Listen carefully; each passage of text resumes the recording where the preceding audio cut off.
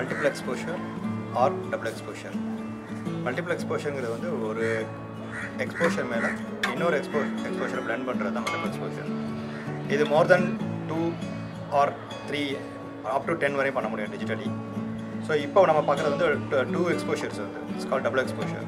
So first exposure வந்து நீங்க ஒரு person or anything.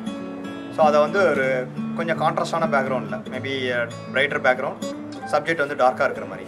ஸோ அந்த பேக்ரவுண்டில் ஃபஸ்ட்டு ஒரு ஷாட் எடுத்துகிட்டு செகண்ட் நீங்கள் பிளெண்ட் பண்ண போகிற ஷாட் வந்து any abstracts nature or another person. So அது ரிலேட்டட் சப்ஜெக்டாக இருந்ததுன்னா நீங்கள் அதை யூஸ் பண்ணிக்கலாம் வந்து.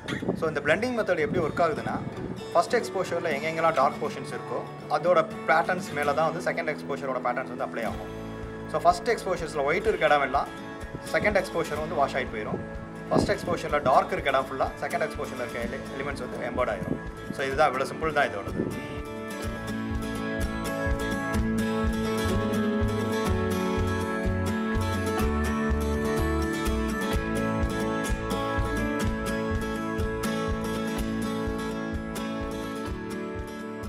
ஸோ நம்ம எடுத்த ஃபஸ்ட் எக்ஸ்போஷர் அவரோட ஷில் அவுட் மாதிரி இருந்தது.